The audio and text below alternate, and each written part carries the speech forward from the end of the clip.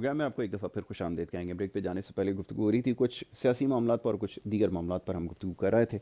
मुख्तलिफ मौज़ूआत पर कोशिश करते हैं कि सुबह के वक्त गुफ्तगू करें, लेकिन आजकल क्योंकि सियासी माहौल बहुत ज़्यादा गर्म है और अब से ही नहीं, जब से हुकूमत आई है तब से इसी तरह के मामलात जारी हैं। बहरहाल जी, अपोजिशन इस वक्त जो है वो काफ़ी मुतारिक हो चुकी है, जलसे जुलूसों का सिलसिला जारी है और यही एक बड़ी ख़तरे की वजह है। ये जो कोरोना वायरस की जो दूसरी लहर है ये एक बहुत बड़ा ख़तरा है, लेकिन ये कोई समझने के लिए तैयार नहीं है। और ये बात क्यों समझाना मुश्किल हो रही है, इसके ऊपर आज गुफ्तगू करेंगे। क्या नुकसान इससे हो रहे हैं और हुकूमत की क्या तरजीहात में शामिल होना चाहिए चीज़, इस मामले पर गुफ्तगू करेंगे। साथ ही दीगर कुछ हमारे सियासी मामलात हैं, मीशत के मामलात हैं, इस पर भी हमारी गुफ्तगू रहती है। तो बड़े ख़ास मेहमान इसी मुनासबत से आज यहाँ पर हमने मदऊ किए हैं, उनसे इन तमाम मामलात पर गुफ्तगू करेंगे, बड़ी खुलकर बात करते हैं और हम हमारे साथ प्रोग्राम्स में अक्सर शरीक भी होते हैं। और मुआशी मामलात हों या जो सियासी मामलात हैं, तमाम ही ज़ेर बहस आते हैं उनके साथ। तो सबसे पहले खुशामदीद कहूँगा मोअज़्ज़ज़ मेहमान हमारे सरदार शौकत पोपलज़ई साहब, प्रेसिडेंट बलूचिस्तान इकनॉमिक फ़ोरम के। उनसे हम इन तमाम मामलात पर गुफ्तगू करेंगे। बहुत शुक्रिया सरदार साहब प्रोग्राम में हमें वक्त देने के लिए। उनके हमरा तशरीफ़ रखते हैं अमानुल्लाह खान पराचा साहब, चेयरमैन है पाकिस्तान मुस्लिम अलाइंस के, जानी पहचानी शख्सियत हैं, मुख्तलिफ हमारे प्रोग्राम्स में शरीक होते रहते हैं और आप भी बड़ी खुलकर बात करते हैं। आज हमारे सुबह के वक्त मेहमान हैं, उनसे आज हम तमाम मामलात पर गुफ्तगू करेंगे। बहुत शुक्रिया आपका अमानुल्लाह साहब प्रोग्राम में वक्त देने के लिए। सर, ये जो अभी चल रहा है सारा मामला, सारी सिचुएशन आपके सामने है। एक अपोजिशन ने एक स्टैंड लिया हुआ है, जनाब जल्द से जुलूस करना है और अब ये एक आम पाकिस्तानी को समझ में आ रहा है कि ये सेनेट के इलेक्शन से पहले कोई मूव बनाना चाह रहे हैं। तो क्या पाकिस्तान में ऐसी चीज़, कोई माजी में कोई ऐसी मिसाल मिलती है कि ये चीज़ मटीरियलाइज़ हो, अपोजिशन इतना प्रेशर डाले गवर्नमेंट के ऊपर कि वो स्टेप डाउन करें और फिर नए इंतखाबात हों, सारा सिलसिला दोबारा से शुरू हो? ये चीज़ हो सकती है मटीरियलाइज? समझाएं थोड़ा सा, हमें बड़ा मुश्किल हो रहा है ये समझना। आपकी क्या राय है इसके ऊपर? बिस्मिल्लाहिर्रहमानिर्रहीम।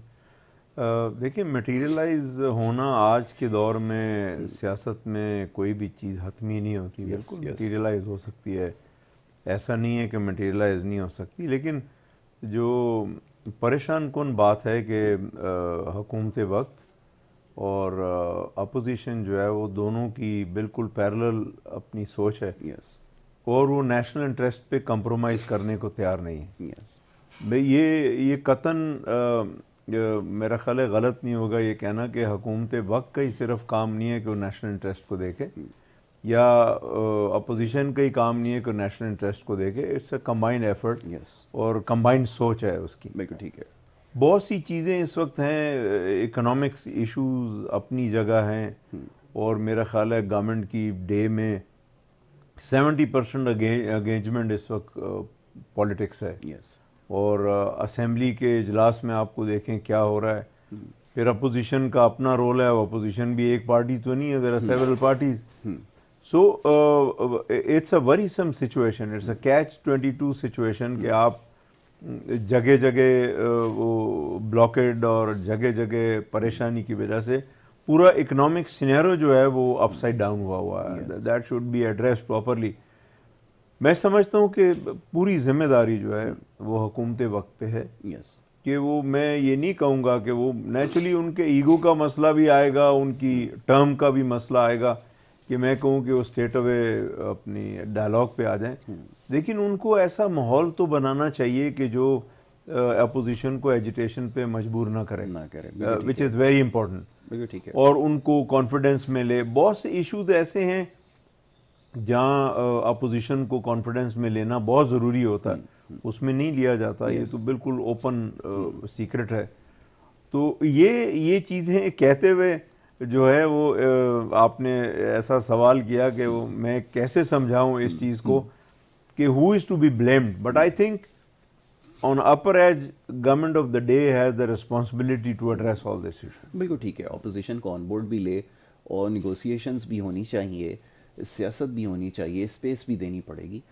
लेकिन ये सारी प्रैक्टिस अभी नज़र नहीं आ रही। ये बड़ी एक अबनॉर्मल सी, बड़ी एक एब्सर्ड किस्म की सिचुएशन इस वक्त हम विटनेस कर रहे हैं जो पार्लियामेंट के अंदर हो रहा है। होना तो ये चाहिए था कि एक ये फोरम है, इसके ऊपर बात करते, एक दूसरे की बात सुनते, लेकिन इस वक्त जो कुछ प्रोसीडिंग्स हो रही हैं और अब जो प्रोसीडिंग्स हो रही हैं पास्ट के मुकाबले में फ़र्क ये है कि वो लाइव टेलीकास्ट होती है क्रिकेट मैच की तरह, और वो पूरी दुनिया आपकी बैठ के देख रही होती है। सर इस तरफ आऊँगा, एक दो इश्यूज़ है और हैं, ज़रा सीपैक के हवाले से आपसे ज़रा बहुत कुछ आज जानने की कोशिश करेंगे। ज़रा अमानुल्लाह साहब की तरफ चलूँ। अमानुल्लाह साहब ये ज़रा बताइए कि अब मसला ये है कि हुकूमत कहती है कि कोरोना वायरस की दूसरी लहर आ गई है, जो ख़तरा मौजूद है, लेकिन लोग अब समझने के लिए तैयार नहीं हैं। अभी माजी करीब में, बल्कि अभी हाल ही में आपने देखा कि पब्लिक गैदरिंग्स भी होती रहीं, वर्कर्स कन्वेंशन भी होते रहे, उनसे एड्रेस भी करते रहे, मास्क की भी पाबंदी नहीं हुई। और जब ये मीडिया निशानदेही कर रहा था कि ये ख़तरनाक चीज़ है, अभी ये मामला बिल्कुल हल नहीं हुआ है, तो अब हुकूमत जो है वो पाबंद कर रही है लोगों को। कैसे मामला सही होंगे? क्या वाक़तन ऐसा है हुकूमत को आवाम की फ़िक्र है, या अपोजिशन को दबाने के लिए पाबंदियों की तरफ जा रहे हैं? लोग ये जानना चाहते हैं। बिस्मिल्लाहिर्रहमानिर्रहीम। आपका शुक्रिया, आपने मदऊ किया और इस मौजू पर बातचीत करने के लिए। आपने बिल्कुल खुद ही जो अपने सवाल में जो बात की, खुद ही इस पर निशानदेही की कि लोग जो चीज़ जानना चाह रहे हैं उसकी वजह क्या है कि जो इतना एडवर्टाइजमेंट इतना ज़ोरदार तरीके से जिस मोबाइल टेलीफोन पर आप कर रहे हैं, वहाँ से शुरू होकर टीवी खोलें, रेडियो खोलें, अखबार खोलें, हुकूमत का कोरोना के ऊपर। लेकिन इस टाइम पे जब वो पीडीएम जलसे तेज़ कर रही है तो उसके साथ साथ उनके बयानियाँ भी कोरोना के मुतालिक तेज़ हो रहा है। बिल्कुल ठीक है। आवाम बिल्कुल ये समझ रही है कि ये पीडीएम के जलसे रोकने की वजह से कोरोना की एडवर्टाइजमेंट कर रहे हैं और हुकूमत कोरोना के पीछे छुपना चाह रही है। ऐसे ही। अगर खुद मैं जैकेट पहन के आता हूँ और आपको मना करता हूँ कि आप जैकेट ना पहना करो, तो पहले अपने आप को भी करना पड़ता है। हुकूमत खुद तो जलसे कर रही है, बड़े बड़े सेमिनार कर रही है, खुद जहाँ जिन जलसों में शरीक होते हैं, ना वज़रा ना खुद एसओपीज़ का ख्याल नहीं करते हैं, तो दूसरों को क्या तकलीफ करेंगे। ठीक है। और आप देखिए कि जो कुछ हो रहा है आपके सामने, तो वो भी यही कह रहा है ना कि कोविड-18 और कोविड-19 का मुकाबला उन्होंने पेश कर दिया, जिसके वजह से लोगों के अंदर बड़ा इस्तराब है। अब यहाँ कुछ सोच नहीं रहा है, किसी जगह आप चले जाएँ। आप इसके अलावा आप देखें जितनी मार्केटें खुली हैं, शॉपिंग सेंटर खुले हैं, जो कंजेस्टेड मार्केट्स पूरे पाकिस्तान में, जोड़िया बाज़ार जैसे, ननकारी बाज़ार जैसे, जिन जगहों पे आप देखें वहाँ पे बेपनाह पब्लिक का जलसों की तरह रश होता है। ऐसे ही जैसे जलसे होते हैं ना, इस तरह मार्केटिंग में वहाँ किसी एसओपीज़ का वो है, लोगों को फिक्र नहीं है, क्योंकि गवर्नमेंट पे ट्रस्ट लोगों का ख़त्म हो गया है। ऐसा ही है। जब गवर्नमेंट का ट्रस्ट ख़त्म होगा जी। तो फिर जब आप एडवर्टाइजमेंट करेंगे, जितना आप तो आप देखिए, अब तो सोशल मीडिया पे मुकम्मल इन चीज़ों पे, मास्क के ऊपर और गवर्नमेंट के बयानिए पे एक मजाक उड़ाया जा रहा है। तो जो लोग हैं वो लोगों ने इसको, इस मैटर को नॉन सीरियस, बिल्कुल उसको सीरियस ले ही नहीं रहे। बेशक डेथ भी हो रही है, कोई शक नहीं है, कोरोना की वबा बुरी तरह पूरी दुनिया में फैली हुई है, लेकिन पाकिस्तान में फिर भी as compare to other countries तो यहाँ बहुत ही कम परसेंटेज में है। जलसे से पहले बता दिया कि मुल्तान में 19% हो गया। जी जी। देखिए ये कितनी खौफनाक बात है। बिल्कुल ठीक है। जबकि वहाँ ऐसी सूरत हाल नहीं थी। बिल्कुल ठीक। तो लोग भी बड़े, आजकल का ज़माना बड़ा, मीडिया ने अवेयरनेस दे दी है। गांव शहर शहर, करिया करिया लोगों के पास जो है वो इन्फॉर्मेशन मालूमात है, सेकंड की आती रहती है, तो लोगों ने बिल्कुल सीरियस नहीं लिया। तो गवर्नमेंट पर ट्रस्ट लोगों का ख़त्म हो गया। पीडीएम अपने बयानिया पे कामयाब हो गई है और वो उन्होंने लोगों को मुतहर्रिक कर दिया। आगे ख़तरा इतना है, उन्होंने ऐलान कर दिया कि जुमे हफ्ते इतवार को हम पूरा हर जगह एहतजाज करेंगे। और ये अगर हुकूमत ने डायलॉग की सियासत नहीं की, अगर डायलॉग नहीं किए, तो आप यकीन करें, आप अभी कह रहे थे ना कि माजी में ऐसी कोई सूरत हाल है कि जिसमें एजिटेशन से घूमते गई। जी, पाकिस्तान में गई। पाकिस्तान में भी 18 महीने और 2 साल से मेन एजिटेशन ही थी। तो जब इस्तराब होगा अपोजिशन में, जब मुल्क में माशी सूरत हाल बहुत वर्स होगी, लोग महंगाई और बेरोज़गारी से तंग आ चुके ना, यहाँ लोगों को आप नौकरियां की बात कर रहे हैं, स्टील मिल के 9,500 आदमी अपने बगैर सोचे समझे फारिग कर दिए। तो ये कोई बगैर प्लानिंग के, बगैर कुछ सोचे, वो जिन घरों में रह रहे हैं उनको वहाँ से भी बेदखल किया जाएगा। तो वो 9,500 ख़ानदान हैं, तकरीबन लाख अफराद हैं। बिल्कुल सही। जिनकी उम्रें 40 साल से वहाँ गुजर गई हैं, उनके बच्चे स्कूलों में, मदरसों में वहाँ पढ़ते हैं, उनका माहौल है, उनके इन्वायरमेंट क्रिएट हो गया, उनको आप बेदखल करें बगैर किसी वजह से। तो ये सारे अवामिल लोगों को ले आए रोड पर। बिल्कुल ठीक। अब 15,000 तनख्वाह है, 25 रुपए की 20 रुपए की रोटी मिलना शुरू हो जाए, तो एक कुंबा जिसके 4 अफराद हों तो वो रोटी अगर 10,000 बिजली का बिल इसमें शामिल करें। 16,000 रुपये की रोटी खाली लें और वो खाली पानी से भिगो के खाए। बाकी तो छोड़ें बिजली के बिल, गैस या उसका घर का किराया, वो तो मैं बात ही नहीं कर रहा।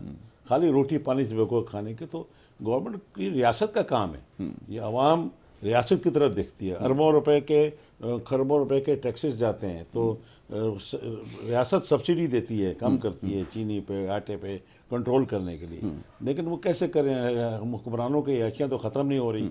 उनका तो आने जाने पे जिस तरीके से आपके सामने उन्होंने मरात और तनख्वाहें असम्बलियों उसकी बढ़ा दी हैं, MNAs और MPAs और सेनेट और वज़ीर आज़म और सदर और सबके तनख्वाहें बढ़ गई हैं, उनके बिजनेस क्लास के टिकट बढ़ा दिए गए हैं। भाई गरीब मुल्क, गरीब लोग, 40% से लोग डूबता है, गुर्बत से नीचे रहने वाले लोग। इस लियाकत अली खान ने कहा ना कि गरीब मुल्क का वज़ीर आज़म हूँ, मुझे जेब नहीं देता कि मैं अच्छे कपड़े पहनूँ और बड़े बड़े घरों में रहूँ। उनकी तकलीद करनी चाहिए। हमारे लीडरों, जो जिन लोगों ने पाकिस्तान बनाया, वो भी बड़े बड़े नवाबजादे थे, लेकिन मुल्क को देखकर वो अपने नवाबजादगी से नीचे आ गए। वज़ीर आज़म शहीद हुए लियाकत अली खान, तो जब बनियान का कपड़े उतारे गए तो बनियानों में 4-4, 5-5 छेद थे। तो अगर हम काश उनके ऊपर तकलीद करते तो आज आप देख रहे हैं ना, आप देखें कि क्या शाहाना प्रोटोकॉल होता है गवर्नर का, वज़ीर आला का, वज़ीर आज़म का, और पूरे रोडें बंद हो जाती हैं। क्या दुनिया के दीगर तरक्की याफ्ता ममालिक में ऐसा होता है? वो आप बस में जाते हैं, मेट्रो पे जाते हैं, या साइकिल और अपनी खुद गाड़ी ड्राइव करता है प्राइम मिनिस्टर। बिल्कुल 2-2 साल अमेरिका जैसी बड़ी दुनिया की सबसे बड़ी सल्तनत जो डोमिनेट करती है, डॉलराइजेशन है, वो उसका वज़ीर सदर जो है 2 साल हुकूमत करता है तो किराए का मकान ढूंढता है।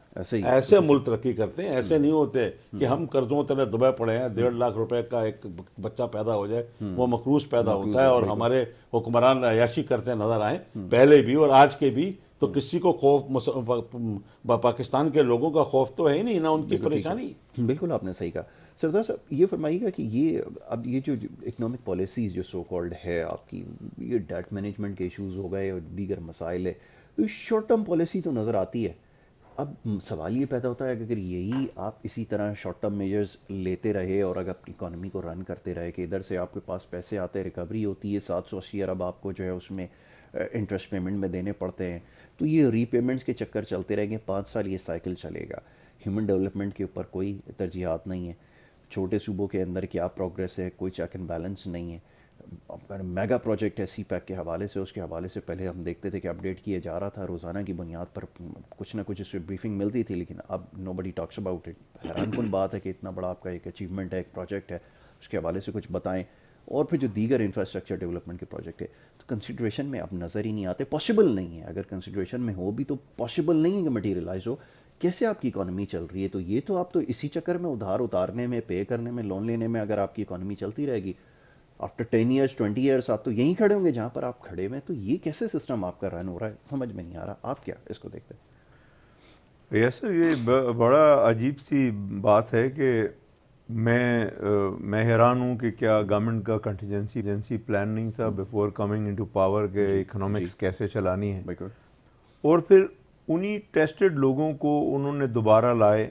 उसमें डॉक्टर हफीज शेख हैं, उसमें इशरत हुसैन हैं और रजाक दाऊद हैं, जिनके नाम मैं ले सकता हूँ। ये सारे लोग they have already been tested for over 2 decades and they have not performed what we are expecting. क्या उनका और जूस निकाल के हम देखें कि वो कितना परफॉर्म कर सकते हैं। दूसरा ये कि आप बोरोड गवर्नर स्टेट बैंक ले आए और आप गवर्नर स्टेट बैंक की पॉलिसीज आर इंटायरली डिफरेंट। मैं होंगे वो काबिल इंसान होंगे, गवर्नमेंट ने कुछ देखा होगा, लेकिन काबिलियत तो वो कि वो जो नेशन की जो इकोनॉमिक इश्यूज हैं वो एड्रेस हों, मैं उनको तब काबिल मानूंगा। यस, उनकी सोच बड़ी डिफरेंट है। कभी कॉन्फ्रेंस में सुनते हैं तो उनकी बिल्कुल डिफरेंट है। वो ऐसे लगता है जैसे IMF या वर्ल्ड बैंक की वॉइस है, वो बोल रहे हैं।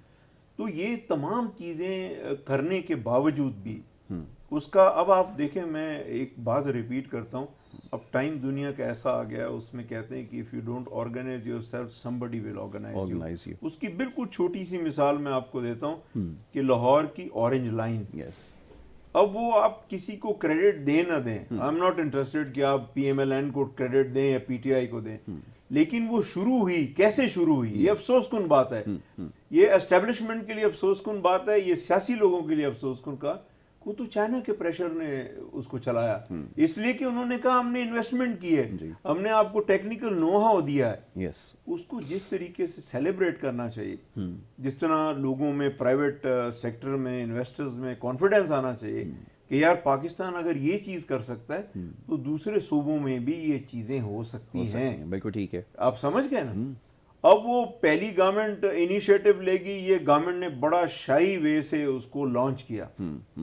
बिल्कुल ऐसा ही कि यार हम इसका पूरा क्रेडिट तो ले नहीं सकते, तो लेट्स डू दैट। तो नेशनल इंटरेस्ट में ऐसी इकोनॉमिक पॉलिसीज जो है ना वो फिर सर्वाइवल नहीं होता उसके अंदर। आपके ये जैसे अभी मेंशन किया भाई ने कि स्टील मिल है, मैं आपको छोटी सी में आप देखें कितने रोज से वो इस्लामाबाद के अंदर कैपिटल सिटी के अंदर वो जो आपकी मेट्रो बस है वहाँ स्ट्राइक हो रही है जी, ठीक है। PIA का एक मिनिस्टर साहब जो है उन्होंने बीइंग एन एविएशन मिनिस्टर, उन्होंने PIA के वो जो आपने जाली जो लाइसेंसेस हैं उनका इशू बना दिया। There are so many aspects. तो हाउ कैन आई एक्सपेक्ट कि गवर्नमेंट के पास क्वालिफाइड लोग हैं? अब अगर क्वालिफाइड नहीं है तो इसका मतलब उनका कंटीजेंसी प्लान नहीं है। कंटीजेंसी प्लान नहीं तो how we are going to move forward? मैं भी यही सवाल रखता हूँ हमेशा से कि दो ही चीज़ें हो सकती है, एक आपके पास विल नहीं है, दूसरा आप कॉम्पिटेंट नहीं है। आपका एक तो इरादा नहीं है आप काम करने का, या फिर आप एल नहीं हो। तो मेरी ये समझ में आता है, मेरी अपनी राय हो सकता है मैं गलत भी हूँ, कि ये एल नहीं है, ये डिलीवर नहीं कर सकते। मैं हैरान होता हूँ उमर अयूब साहब को मैंने अगले दिन बैठ कर देखा, वो कह रहे कि जी पिछली हुकूमत ने ये किया, पिछली हुकूमत की वजह से लॉसेस बढ़ गए हो गए। अब उठाकर देख लें, आप ट्रैक रिकॉर्ड देख लें उमर अयूब साहब के बारे में, आप उठा के देख लें कि पिछली कितनी गवर्नमेंट में क्या क्या पोर्टफोलियो आपके पास रहे हैं, आपको पता चल जाएगा। तो ये बातें करना एब्सोल्यूट, आई मीन मैं इसके बारे में नहीं कोई वो हार्श वर्ड यूज़ करना चाहता, बट स्टिल लोग तो जानते हैं। अब ये वो टाइम तो नहीं है कि जो आप बताओ कि पिछली दौर में कोई और हुकूमत कर रहा था, आप ही बैठे थे, हर हुकूमत के अंदर आप शामिल रहे। पीपल्स पार्टी PMLN, मुशर्रफ साहब की जो पार्टी थी वो उसके अलायंस में आप थे। अब बैठ कर आप पास्ट में कहते हैं कि जी ये कुछ हुआ है। अब मैं जो छोटे सूबे हैं इनकी प्रोग्रेस के हवाले से क्या बात करूँ, होना तो ये चाहिए था कि यहाँ पे कोई जो प्रोग्रेस होनी चाहिए थी, कोई डेवलपमेंट होती, कोई सड़कें बनाने की बात होती। वहाँ तो अभी ये चीज़ इसके बारे में तस्वर नहीं किया जा सकता कि क्वेटा के अंदर कोई इस तरह का जो है वो प्रोजेक्ट लगाया जाए, लोगों को पता नहीं है इसके बारे में। वहाँ तो बेसिक आपकी जो एक सड़क है जो गाँव से शहर को लिंक करती है वो मौजूद नहीं है। वो गांव के अंदर किसी को इंजरी हो जाती है, हॉस्पिटल ले जाने में, उसको कैरी करने में कोई बुलेट इंजरी हो जाए, वो आधे रास्ते में वो बेचारा अपनी जान दे देता है। ये इस वक्त सूरत हाल है। तो क्या इंफ्रास्ट्रक्चर डेवलपमेंट पे बात करें? बहरहाल जी मैं भी अब इस बारे में आपसे बात करूंगा। एक छोटी सी ब्रेक के लिए कहा जा रहा है, ब्रेक लेते हैं, ब्रेक के बाद जब वापस आएंगे तो गुफ्तगू जारी रखेंगे। आप देखते रहें प्रोग्राम गुड मॉर्निंग कराची।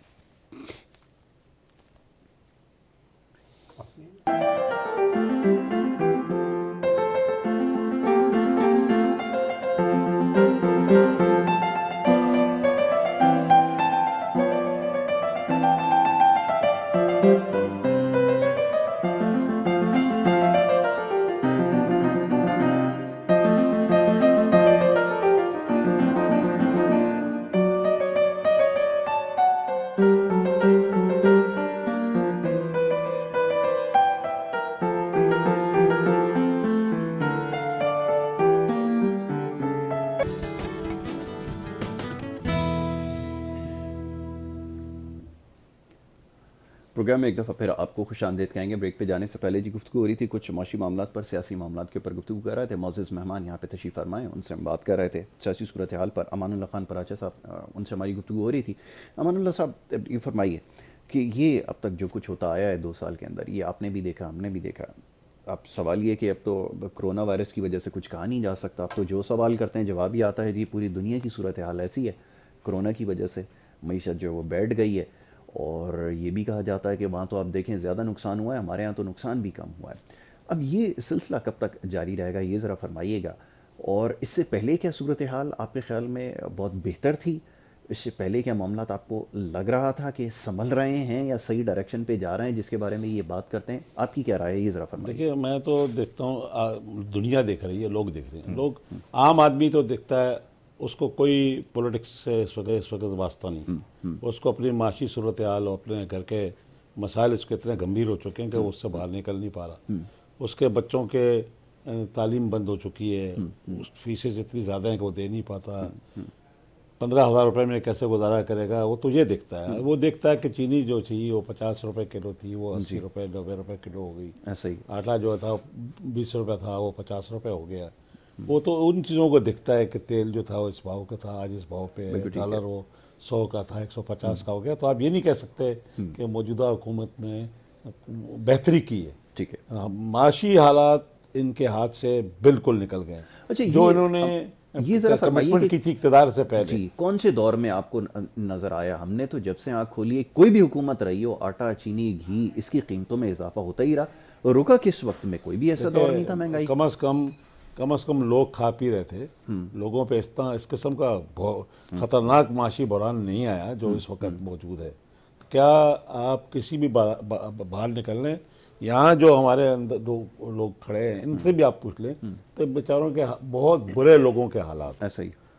गरीब आदमी, मुतवसत आदमी तो बिल्कुल पिसके रह गया। और मुतवसत आदमी की तो सूरत हाल ये है कि वो क्लास जो कि बड़ी मेजॉरिटी क्लास रखती है, जो मुल्कों में दुनिया में सियासी और माशी तब्दीली का मेन मरकज़ होते हैं। यानी अगर किसी माशरे में कोई सियासी या माशी तब्दीली लाता है वो मुतवसत आदमी लाता है। उसको एलिमिनेट कर दिया, बिजनेसमैन एलिमिनेट हो रहा है, इंडस्ट्रीज बंद हो रही हैं, तो इंडस्ट्रीज गोदाम में बदल गई हैं। बाहर के लोगों से जो इम्पोर्टेड गवर्नमेंट्स आएंगी होंगी या जिन गवर्नमेंट्स को अवाम के वोटों से नहीं लाया जाएगा, तो अब ये सूरत हाल बनती चली जाएगी। इम्पोर्टेड लोग हैं ये देख लेना अब आपने वज़ीर ख़जाना, स्टेट बैंक का गवर्नर या इस किस्म की, ये वो लोग हैं जो इन लोगों ने कब पाकिस्तान की पॉलिसी बननी थी, इन्होंने तो हमेशा वर्ल्ड बैंक और IMF की पॉलिसीज इंप्लीमेंट की हैं। ये तो वहीं से, अभी सरदार साहब कह रहे थे, तनख्वाहें भी वो वहाँ से लेते हैं। तो आप क्या समझ रहे हैं कि ये मुल्क के हालात दुरुस्त, जब ऐसे बिके हुए लोग इस मुल्क पर, तो हमें क्या ज़रूरत है? ये तो वही है ईस्ट इंडिया कंपनी।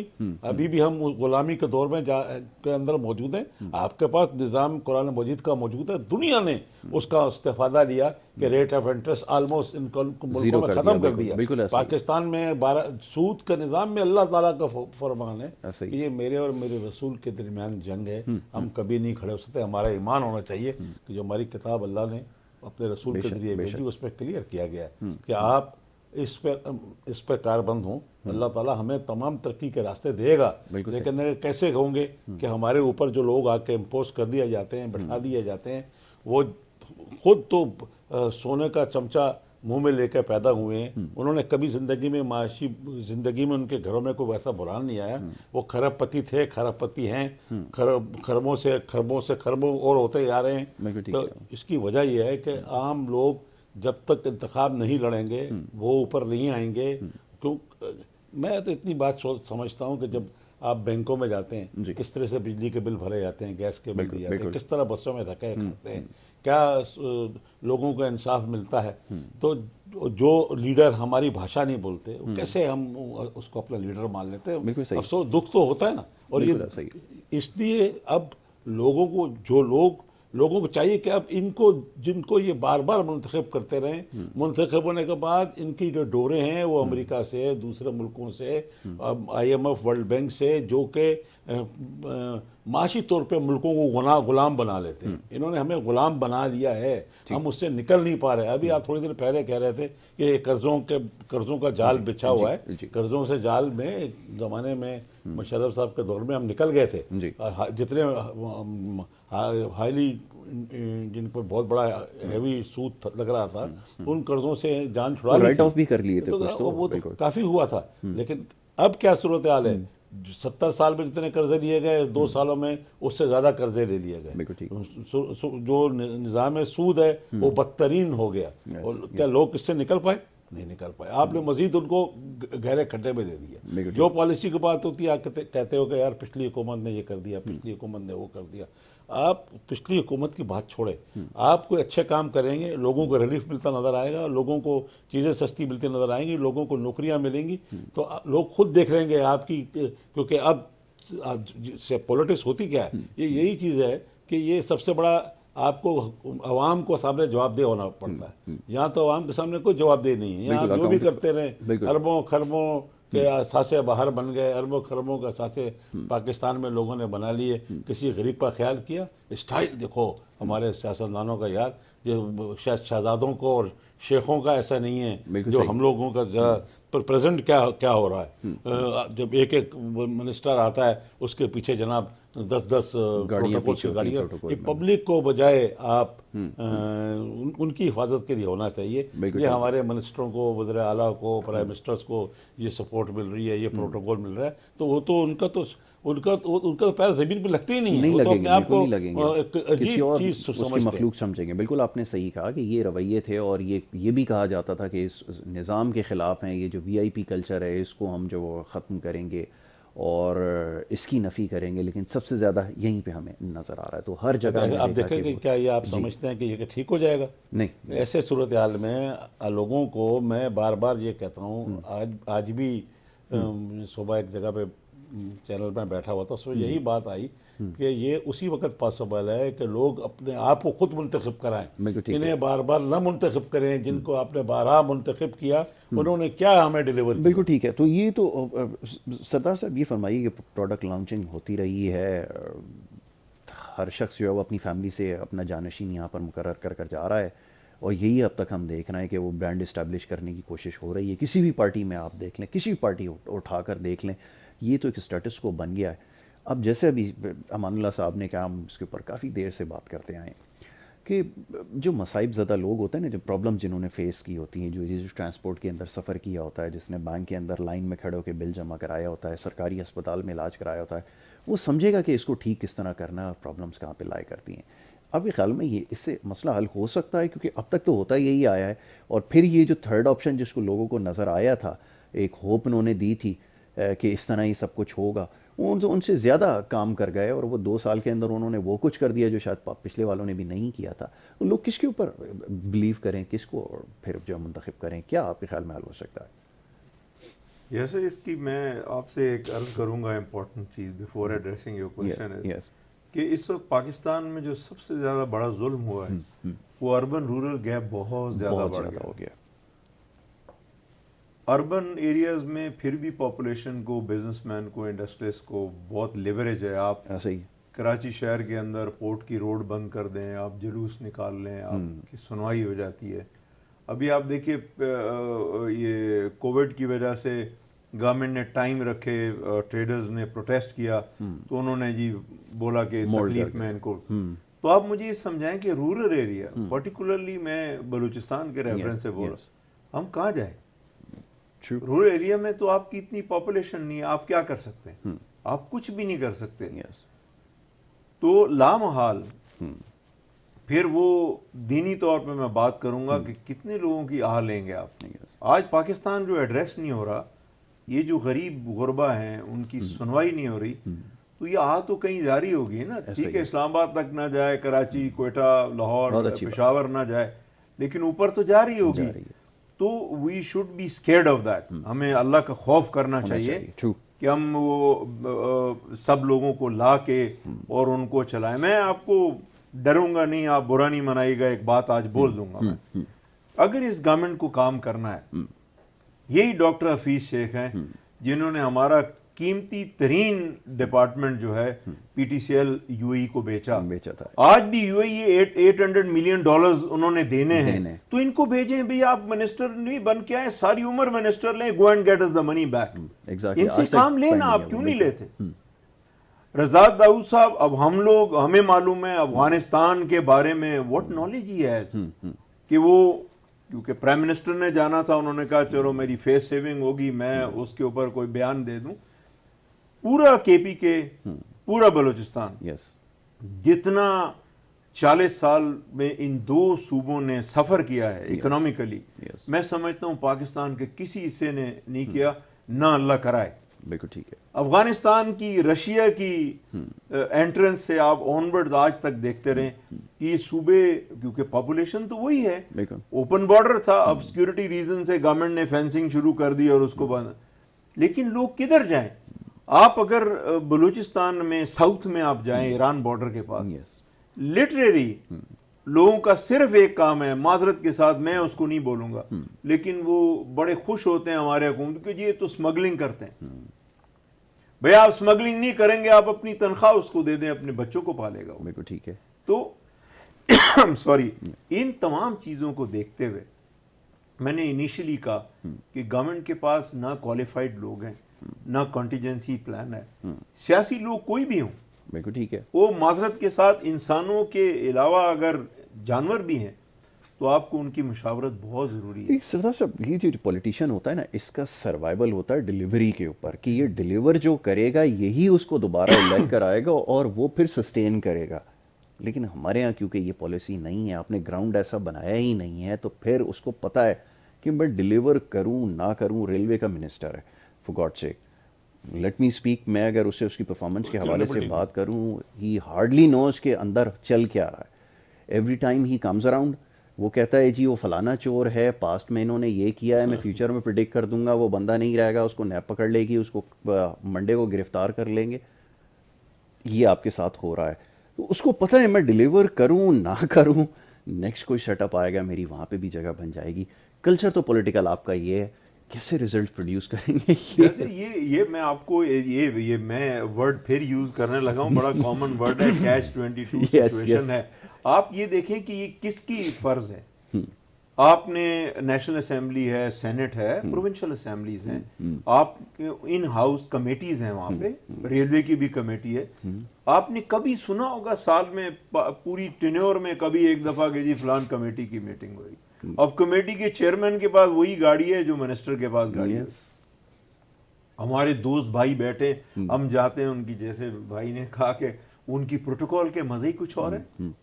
बिल्कुल ऐसा ही, अल्लाह माफ रखे, ऐसे प्रोटोकॉल एंजॉय कर रहे हैं, शायद इन्होंने अल्लाह को जवाब नहीं देना। बिल्कुल। तो इसका जब तक आप कलेक्टिव डिसीजन नहीं लेंगे, कलेक्टिव मशावरत नहीं करेंगे, आज PDM apart from the political angle, apart from there political agenda, जो चीजें वो इकोनॉमिक्स में सोशो इकोनॉमिक इश्यूज रेज कर रहे हैं वो तो है।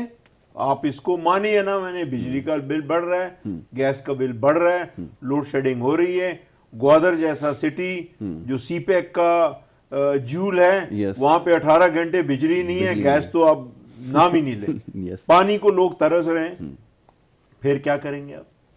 सीपैक बनाने जा रहे हैं। सर ये अमानुल्लाह साहब, ये ज़रा बताइएगा, जैसे अभी सरदार साहब ने निशानदेही की है कि अपोजिशन चले बात तो कर रही है, लेकिन लोग भी तो ये बात कर रहे हैं कि जो कुछ हो रहा है इसको कब फिर ठीक करेंगे। वो तरजीहात में शामिल नज़र नहीं आता, ना मामले को समझ रहे हैं। अभी तक तो सिर्फ हमने जो कुछ देखा है मीडिया पे बैठ के, और जो पीछे से बैठ के हम देखते हैं जो कुछ हो रहा है, वो सिर्फ बयानात हैं। वो सुबह 9 बजे से रात 12 बजे तक के प्रेस कॉन्फ्रेंसेस और टॉक शोज़ हैं, जिसमें एक दूसरे के ऊपर लान तान करनी है, कस्में उठानी है, जान अल्लाह को देनी है, सब कुछ है। इस तरह की बातें ये सुन के, जो रस्मी जुमला है ये सुनना है। माजरत के साथ एक अगर यस इजाजत हो जी जी यस, मैं फिर पहले भी आपके प्रोग्राम में अपील कर चुका हूँ, मैं अब किसी को अपील नहीं करता हूँ, मैं चीफ जस्टिस ऑफ पाकिस्तान को अपील करता हूँ कि ये वो जो मुशीर बने हुए, मैं कहता हूँ कई ये नेशनल लीडर्स के खिलाफ बोलते हैं, आखिर उनके खिलाफ बोलते हैं जिनका स्टेचर इनसे बहुत ऊंचा है, इनको बैन कर दें permanently. They have confused the nation, they have confused us, and we are not there to listen to them. Yes, अगर आप हुकूमत चलाते हैं, चलाएं, नहीं चलाते तो इनको कम से कम बैन करें। They should not appear on the TV. बिल्कुल ठीक है, there are not even account for. बड़ा अच्छा पॉइंट, वैलिड पॉइंट जी जी, मैं ख्याल से पूरे पाकिस्तान की इन्होंने तर्जुमानी की है ये जुमला बोलकर। होना तो ये चाहिए था कि आप अपनी परफॉर्मेंस देते, यस, आपने परफॉर्मेंस, और आप वाली बात कि उन्हें पता होता है कि हमारे डोरें कहीं और हिल रही हैं। उन्हें मुल्क से आके रेलवे मिनिस्टर आके बयान दे रहा है मुल्क की पॉलिसी पर, वो मुल्क की अपोजिशन पर बात करता है, वो फलाना पकड़ा जाएगा, फलाना। रेलवे वाला मईशत पे बात करता है, दिफा वाला जनाब उस पे उसका बात अपना कर इदारा जो है वो खसारे में है। जब आपका अपना इदारा खसारे में है तो फिर आप जो है वो खुद क्या दूसरों को क्या तकलीफ करने जा रहे हैं। मेरे को ठीक है। हर बंदा, हर शख्स सुबह से शाम तक जो गवर्नमेंट का मिनिस्टर है या मुशीर है, वो आके पिछली हुकूमत के रोने रो रहा है, अपनी प्लानिंग नहीं दे रहा कि हम माशी हाल सूरत हाल क्या ठीक करेंगे, हमारा अगला 5 साल का प्लान क्या है। हमारी आगे प्रोग्रेस कैसी होगी, हम कैसे इस भंवर माशी भंवर से निकलेंगे, हम कैसे मामलात को ठीक करेंगे। क्या आपने कुछ सुना? क्या इनके पास कोई प्लानिंग है? क्या इन्होंने अभी तक कोई प्लानिंग डिलीवर की है? क्या डिलीवरी के अलावा प्रैक्टिकल नजर आया कि हुकूमत ने लोगों को रिलीफ दिया और लोग खुशहाल हैं? क्या लोग खुशहाल होते तो आप क्या समझते हैं कि लोग रोडों पे निकलते? लोग इतनी अफरा तफरी है, कई नर्सें निकले हुए हैं, कई पैरामेडिकल स्टाफ, कई डॉक्टर्स निकले हुए हैं, कहीं बीआरटी वाले निकले हुए हैं, कहीं स्टील मिल वाले निकले हुए हैं, कहीं टीचर्स निकले हुए हैं। अनरेस्ट सूरत हाल है। ऐसी सूरत हाल पैदा कर दी है इन्होंने। ये जो इन्होंने कहा, ये जो टोला जफर मौला जो बैठा हुआ है, ये डिफेंड किसको कर रहा है? वो जो प्राइम मिनिस्टर बैठा है या उनके लोग बैठे हैं उनको डिफेंड करता फिर रहा है। वो पिछले लोगों की बातें कर रहा है, अपनी आप प्रोग्रेस बताएं और उसके बेस के ऊपर पाकिस्तान को भंवर से निकालें। पाकिस्तान इस वक्त बहुत बुरी सूरत हाल है। आप देखें, लोगों के जहन में बैठ गया है कि सी पैक नहीं बनाने दिया जाएगा।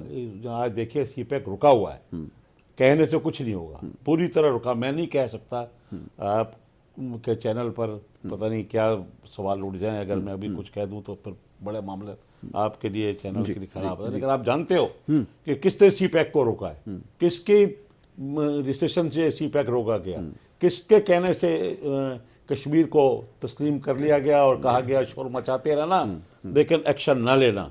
किसके कहने से कायदियनियों को जो है ये बार बार कहलवाया गया कि ये मुसलमान है।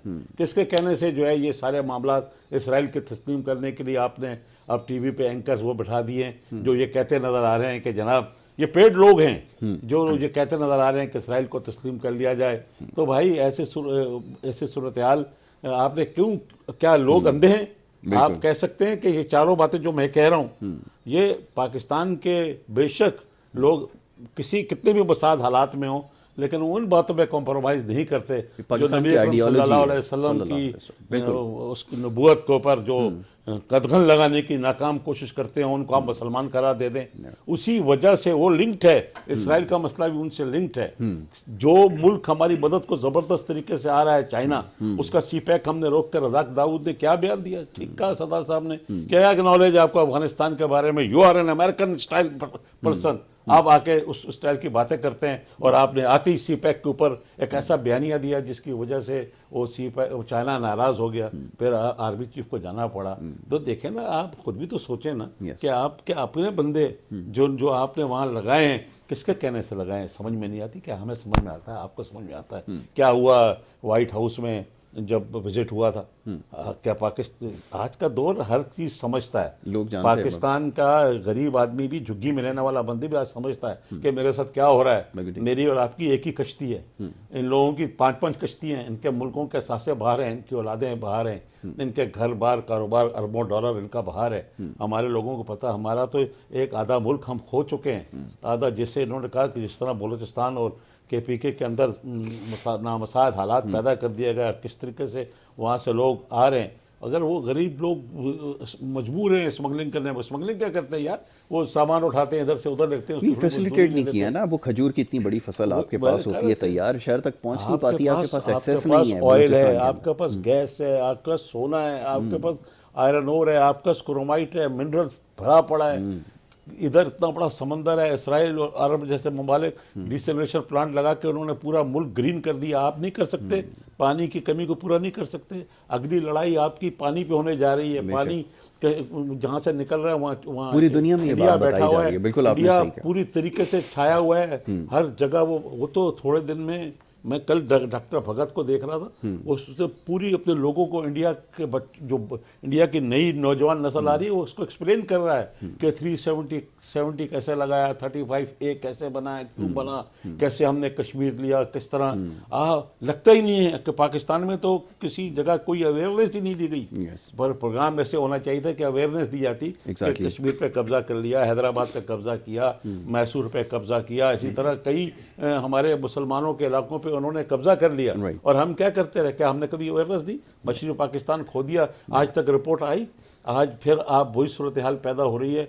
बलूचिस्तान की महरूमियाँ, KPK की महरूमियाँ, पंजाब में भी बहुत सारी जगह पे महरूमियाँ हैं। ऐसे ऐसे इलाके हैं जहाँ ढंड बनी हुई, ढंड कहते हैं पानी की मुझको, यहाँ पे जानवर और इंसान इकट्ठा पानी पीता पानी है। पीता है, बिल्कुल। आप एक तरफ आप साफ सुथरे पानी पीते हैं, एक तरफ गरीब को कुछ नहीं मिलता, तो आप क्या समझते हो कि इस मुल्क की दिफा के लिए क्या ये लोग निकलेंगे? दिफा वो आदमी करता है जब उसे पता हो कि यार मेरा फुल इंटरेस्ट इन्वॉल्व है। बिल्कुल ठीक है। लोग तो अब बदवाएं कर रहे हैं। हाँ, सही। अब लोग तो अपने लोग खुदकशियां कर रहे हैं, लोग अपने बच्चों को बेच रहे हैं, लोग किडनी बेच रहे हैं, लोग अपनी माओ बहनों बेटियों को आगे पेश कर रहे हैं। यार ये सूरत हाल रियासत ने पैदा की है ना यार। बिल्कुल ठीक है। अमानुल्लाह साहब, बहुत शुक्रिया आपका कि आपने प्रोग्राम में हमें वक्त दिया, हमसे गुफ्तगू की, सियासी मामलात के ऊपर आपने बात की। सरदार शौकत पपलजई साहब, आपका बहुत शुक्रिया sir, thank you so very much. आप हमारे साथ शरीक होते हैं, मसाइल की निशानदेही करते हैं, और न सिर्फ निशानदेही करते हैं बल्कि उनका हल भी बताते हैं। लेकिन अब देखना यह है कि ये हुकूमत जो है इन तमाम मामलात को संजीदगी से लेती है या नहीं लेती। बड़े अफसोस के साथ कहना पड़ता है कि गरीब मुल्क के अंदर जो कुछ हो रहा है, जिस तरह वज़रा की एक फ़ौज तैयार है, याशियाँ हो रही हैं, उसको अभी तक कंट्रोल नहीं किया गया। और कहा यह गया, माजी में बड़े दावे किए गए थे कि सिस्टम को जो वो चेंज करना है, तब्दीली का एक नारा लगाया गया, लेकिन ये सब कुछ हो रहा है ये आपके सामने। बहुत ये तो नहीं कहा जा सकता कि आसान सूरत हाल है, लेकिन कोशिश अगर करें तो यकीन हमेशा एक बड़ी मुसाफत तय करने के लिए हमेशा पहला कदम उठाना पड़ता है। वो पहला कदम अभी तक उठता हुआ नज़र नहीं आ रहा, ना ही ऐसी नीयत नज़र आ रही है। इर्द गिर्द जो लोग मौजूद हैं, अगर उनकी बातों से बाहर निकलें और वाक़तन हालात का जायज़ा लें कि क्या हो रहा है इर्द गिर्द, तो फिर शायद मामलात समझ में आएँ।